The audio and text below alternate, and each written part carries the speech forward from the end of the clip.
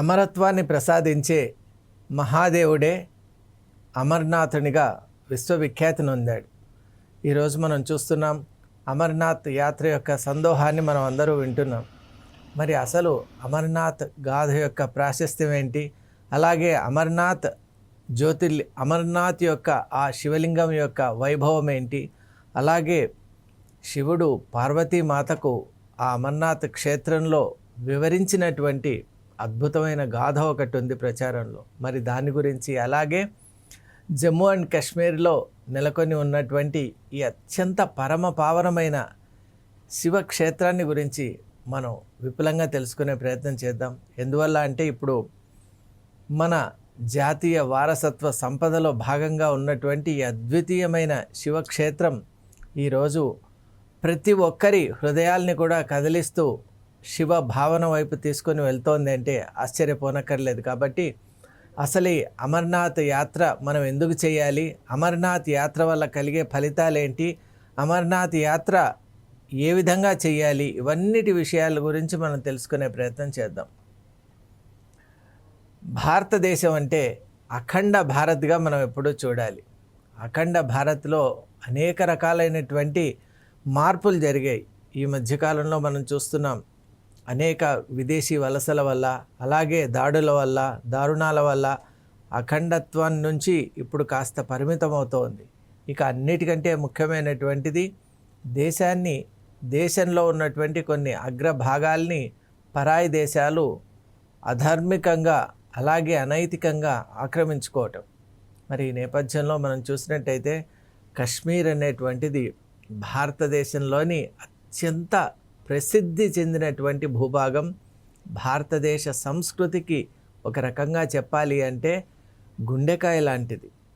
మరి అంత ఉన్నతమైనటువంటి సంప్రదాయం, సనాతన ధర్మం యొక్క విలువలు అక్కడ పరిఢవిల్లుతూ ఉన్నటువంటి నేపథ్యంలో ఈరోజు మనం చూస్తున్నాం కశ్మీర్ అంటే అది సనాతన ధర్మానికి చెందింది కాదని, కశ్మీర్ అంటే అది వేరే ఒక కమ్యూనిటీకి చెందిందని, అలాగే కశ్మీర్ అంటే అది ఇటు భారతదేశానికి మళ్ళీ పొరుగు దేశానికి సంబంధించినటువంటి ఒక ప్రాంతం అని కాదు ఇదంతా కూడా మాదే అని, వీళ్ళిద్దరూ కాకుండా మరొక ఇటువంటి కుటిల ఆలోచనలకు ప్రసిద్ధి చెందిన చైనా ఇదంతా నాదే అంటూ ఈరోజు ముందుకు వస్తున్న విషయాలు మనందరికీ తెలుసు.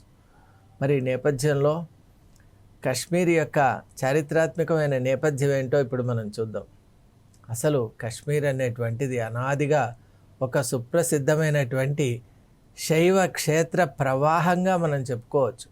ఎందుకు ప్రవాహం అని అంటున్నామంటే కాలగతిని దాటినటువంటి ఒక అద్భుతమైన భక్తి పారవస్యం ఆ ప్రాంతంలో ఉంది. ఎవరైనా జమ్మూ అండ్ కాశ్మీర్ని కనుక చూసినట్టయితే ఆ ప్రాంతంలో అణువు కూడా శివనామం, శివశబ్దం, అలాగే శివ వైభవం, శివ తాండవమే మనకు దృశ్యంలో మన మనసులో వ్యక్తమవుతూ ఉంటుంది. అంతగా శివభక్తితో కూడుకున్నటువంటి ప్రాంతం అది. ఎందువల్ల మనం అంటున్నామంటే శివతత్వానికి సంబంధించినటువంటి శివసూత్రాలు మనకు లభించింది ఈ కశ్మీర్లోనే. వసుగుప్తుడు అనే ఒక పరమ భక్తునికి సాక్షాత్తు పరమేశ్వరుడే స్వప్నంలో కనిపించి ఈ విధంగా ఆ శ్రీనగర్కి దగ్గరగా ఉన్నటువంటి ఒక పర్వతం దగ్గర ఒక శిల ఉంటుంది.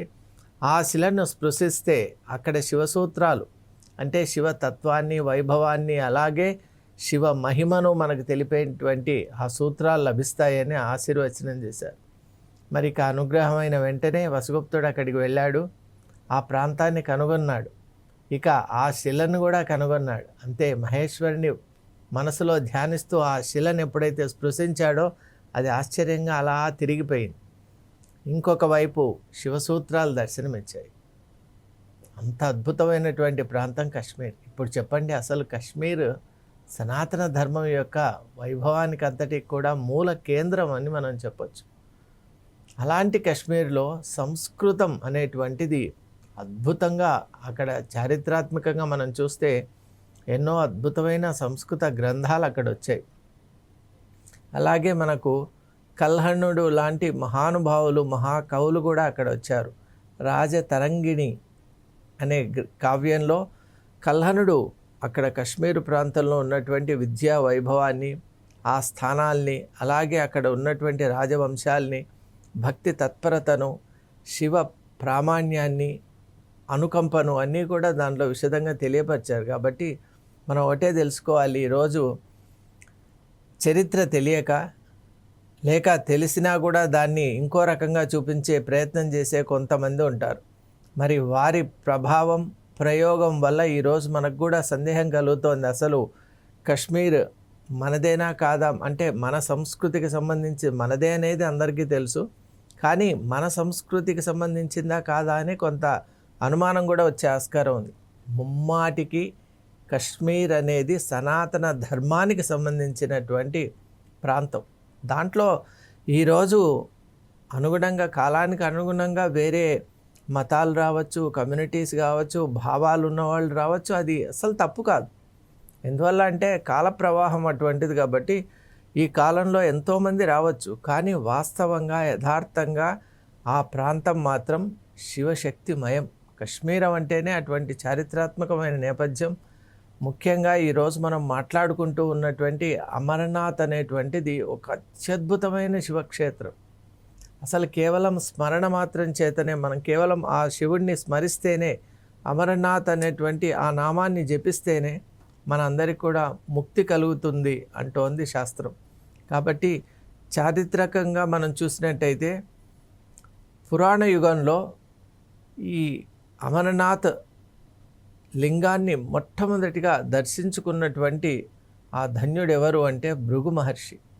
అంతకుముందు ఈ కాశ్మీర్ ప్రాంతం అంతా కూడా జలమయంగా ఉండేది. దాన్ని కశ్యప మహర్షి అనేక నదులుగా, ఈరోజు మనం చూస్తున్నాం కశ్మీర్లో దాల్ లేక్ ఒకటే కాదండి, అలాంటి 100కు పైన ఉన్నాయి. అలాంటి ఆ సరస్సులుగా, అలాగే అనేక రకాలైన స్ట్రీమ్స్ అని మనం అంటాం, జల ప్రవాహాలుగా అక్కడ ఆ ప్రాంతం సమృద్ధిగా ఉంది అంటే దానికి కారణం కశ్యప మహర్షి యొక్క యోగశక్తి. అందువల్లే ఆ ప్రాంతానికి కశ్యపుని యొక్క అనుగ్రహం వల్ల అలా మారిపోయింది, కాబట్టి కశ్మీర్ అని కూడా పేరు వచ్చింది. మరి ఇది యథార్థం అయితే ఈరోజు ఇది తెలుసుకోకుండా చాలామంది చాలా మాట్లాడుతున్నారు. మరి ఈ ప్రాంతంలో మనకు లిడర్ వ్యాలీ అని ఒక వ్యాలీ ఉంటుంది.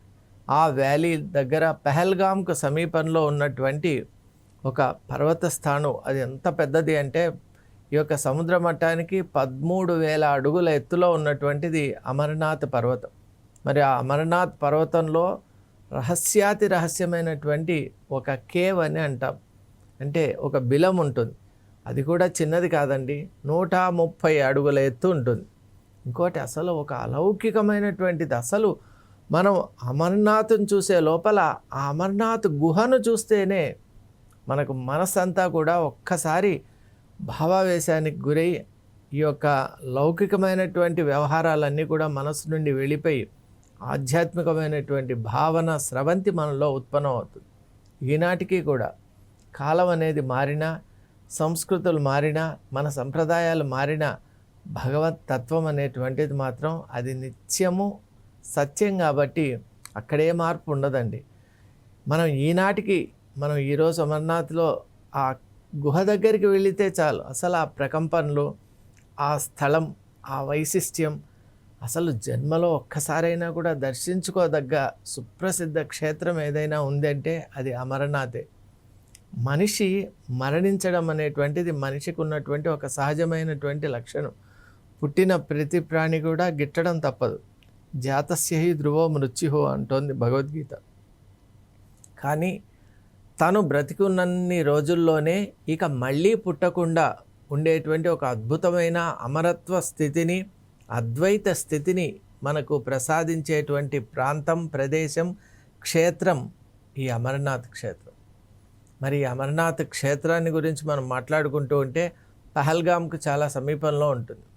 ఈ ప్రాంతం ఎంత అద్భుతం అంటే సాక్షాత్తు ఈ సర్వ సృష్టికి కారణమైనటువంటి పార్వతీ పరమేశ్వరులు అక్కడ వేద స్వరూపమైనటువంటి, వేద సారమైనటువంటి అద్వైత తత్వాన్ని అక్కడ వాళ్ళు ఆవిష్కరించారు అని మనకు పురాణాల ద్వారా తెలుస్తోంది. అందుకే ఈ ప్రాంతం అద్వైత క్షేత్రం.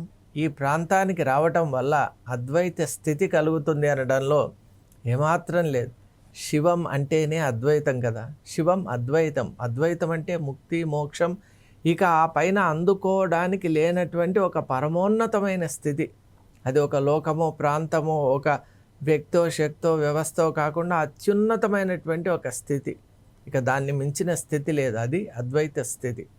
ద్వైతాన్ని అతిక్రమించినటువంటి ఒక అత్యద్భుతమైన ఏకీకృతమైన స్థితి అద్వైత స్థితి. కాబట్టి ఆ అమరనాథుడంటే అద్వైతనాథుడే అతను.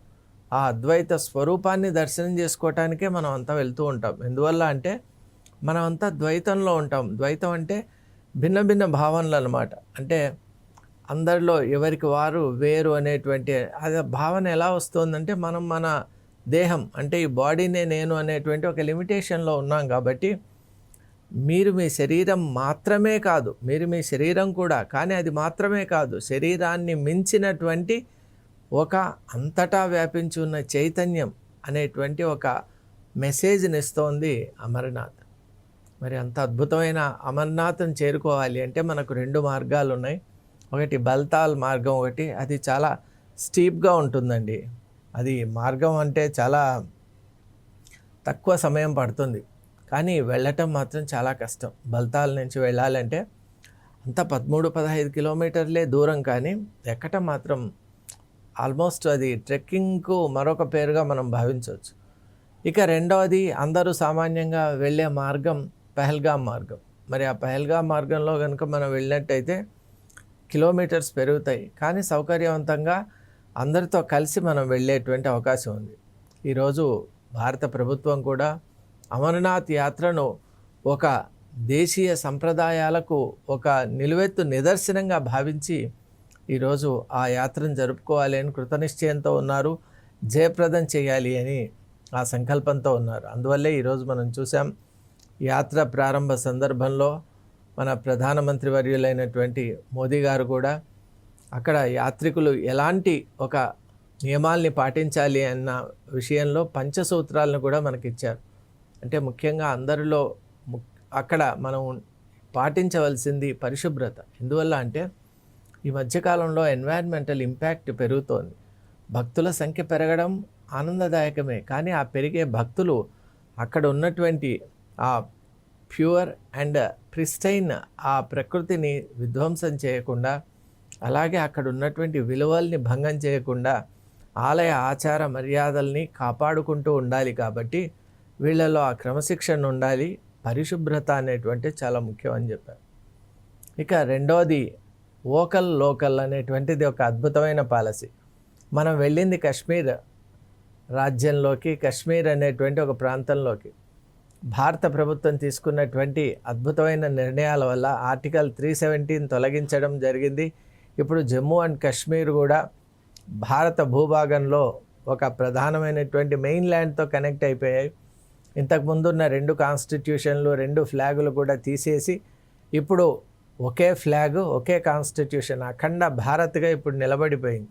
మరి అద్భుతమైన సమయంలో జమ్మూ అండ్ కాశ్మీర్ యూనియన్ టెరిటరీస్గా ఉన్నాయి. అలాగే లదాఖ్ ప్రాంతం ఒక సపరేట్ యూనియన్ టెరిటరీగా ఉన్నటువంటి నేపథ్యంలో ప్రతి ఒక్కరు కూడా ఈ క్షణాలని ఆస్వాదించాలి. ఎందుకంటే అనేక సంవత్సరాల తర్వాత మన ప్రాంతం మళ్ళీ మనదిగా పిలువబడుతోంది. మనం కొత్తగా ఎప్పుడు తెచ్చుకోవడం లేదు.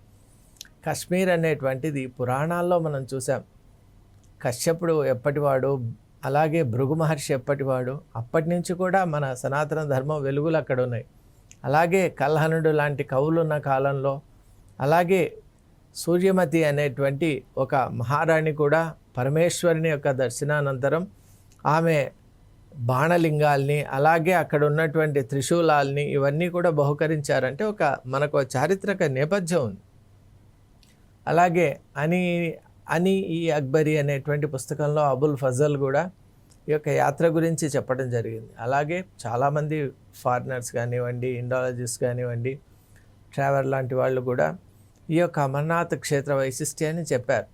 ఇక అన్నిటికంటే పరమ ప్రమాణంగా భారత యువతకు ప్రతినిధి అయినటువంటి స్వామి వివేకానందులు కూడా అమర్నాథ యాత్ర అనేటువంటిది జీవితకాలంలో చెయ్యాలి అనేటువంటి ఒక సంకల్పంతో అప్పుడు వారి దేహం బాగా ఈ యాత్రకు సహకరించే స్థితిలో లేకపోయినా కూడా పరమేశ్వరుని యొక్క అనుగ్రహంతో ఆ మహాదేవుని యొక్క దర్శనం చేసుకున్నారు అని మనకు ఆధారాలు ఉన్నాయి. అంటే స్వామి వివేకానందులు కూడా అమర్నాథ్ యాత్ర చేశారు, అమర్నాథ్ గుహ ప్రవేశం చేశారు, అమర్నాథుని దర్శించుకున్నారు.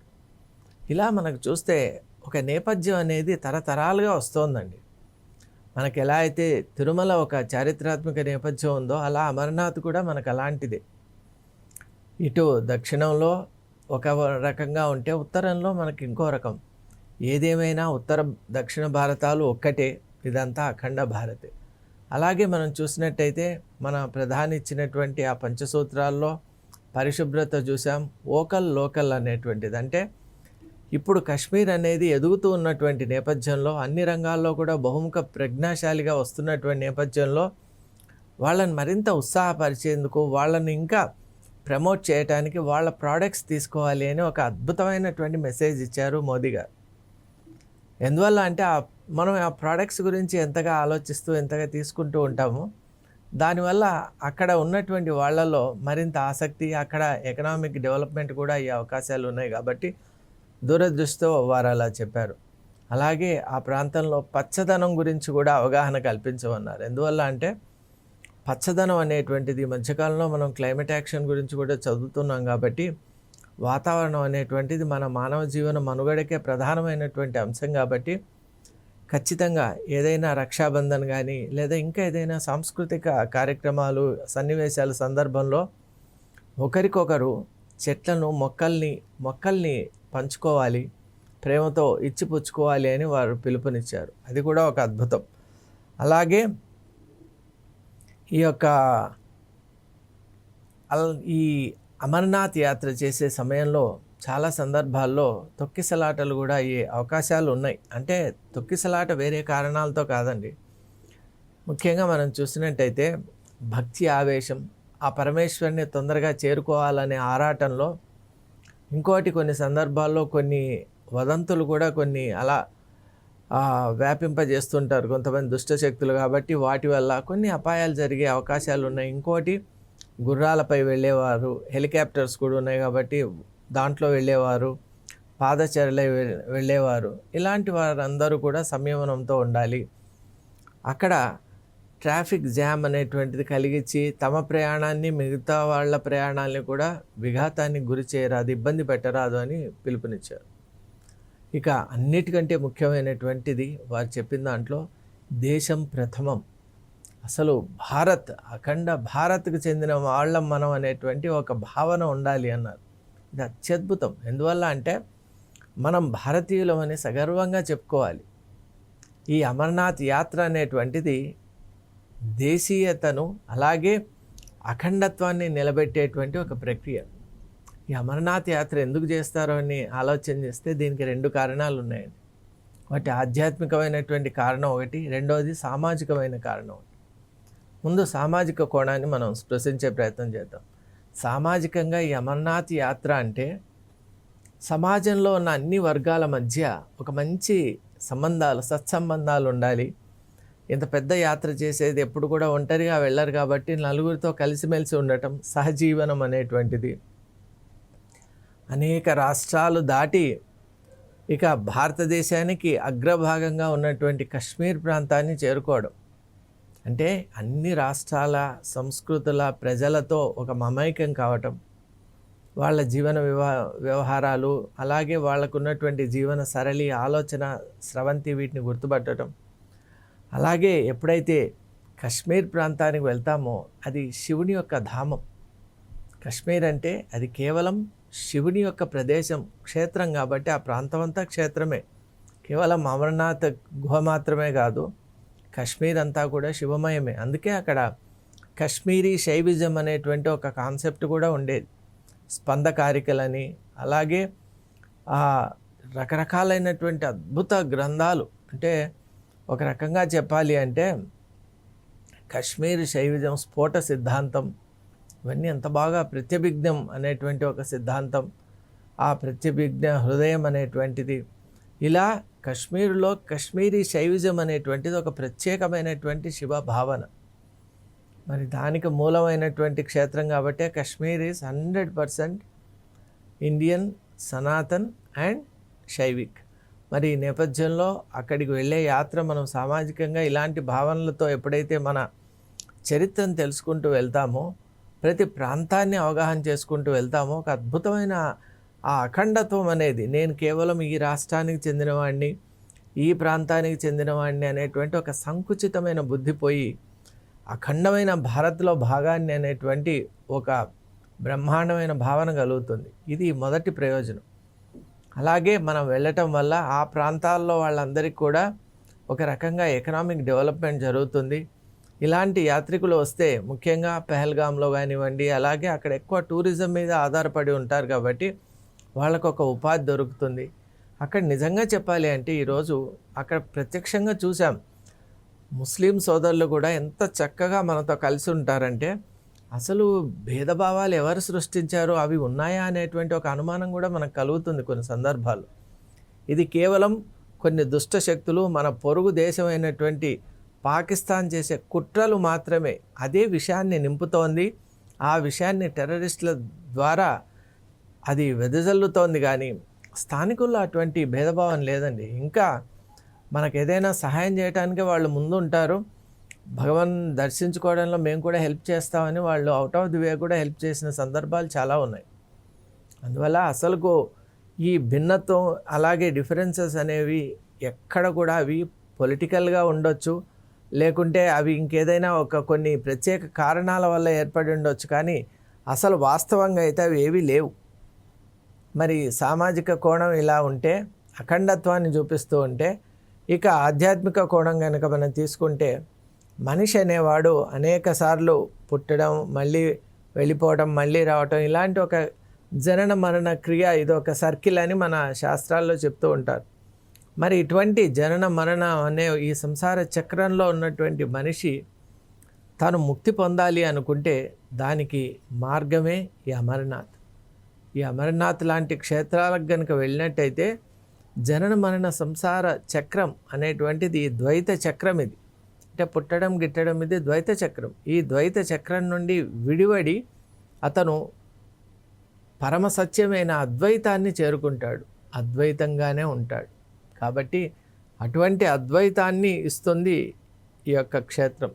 సామాజికంగా అఖండత్వం, ఆధ్యాత్మికంగా అద్వైతాన్ని ప్రసాదించేది ఈ అమర్నాథ్ క్షేత్రం. మరి ఈ అద్భుతమైన క్షేత్రంలో ఈ యొక్క పరంధామంలో కూడా అనేక రహస్యాలు ఉన్నాయి. అసలు ఆ గుహను చూస్తేనే మనకు ఒక మానసికమైనటువంటి ఒక అత్యద్భుతమైన స్థితి కలుగుతుంది. ఎలా అంటే సహజమైనటువంటి ఒక యోగ స్థితి. మనకు పతంజలి మహర్షి చెప్పారు, అసలు యోగం అంటే ఏంటి అంటే, యోగ చిత్తవృత్తి నిరోధ అన్నారు. అంటే మన మనసులో అనేక రకాలైన ఆలోచనలు వస్తూ ఉంటాయండి ఎప్పుడు కూడా.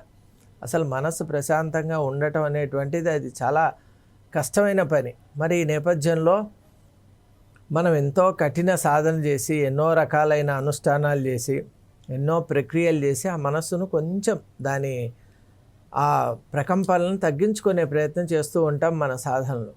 అయితే అమర్నాథ్ క్షేత్రానికి ఎప్పుడైతే మనం ప్రవేశిస్తామో, అక్కడికి వస్తామో, ఆ ప్రాంతానికి మనం ఏమీ చేయనవసరం లేదు. అవంతకవే అవి ఆటోమేటిక్గా జరిగిపోతుంది. ఇక్కడ సహజమైన యోగ ప్రక్రియ అనేది ప్రారంభమవుతుంది. ఇది అమర్నాథ్కు వెళ్ళిన ప్రతి భక్తునికి కూడా కామన్ ఎక్స్పీరియన్స్గా నేను చెప్తాను.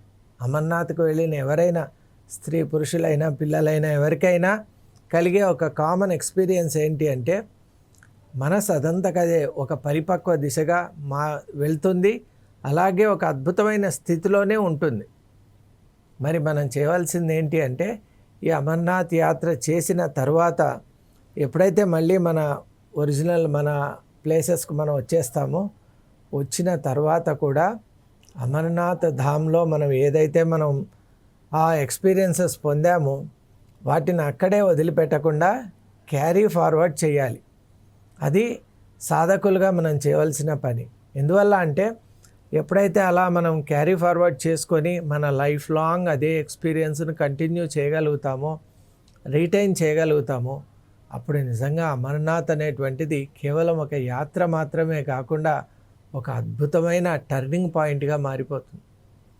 మనకు తెలియదుగా, అసలు భగవంతుడు ఎవరిని ఎప్పుడు అనుగ్రహిస్తాడో తెలియదు. కాబట్టి మేబీ ఈ అమర్నాథ్ యాత్ర ద్వారా ఎంతోమందికి అటువంటి అనుగ్రహం భగవంతుడు ఇవ్వటానికి సిద్ధంగా ఉన్నాడేమో. కాబట్టి అమర్నాథ్ యాత్ర అనేది శక్తి ఉన్న ప్రతి ఒక్కరు కూడా ప్రయత్నించాలి.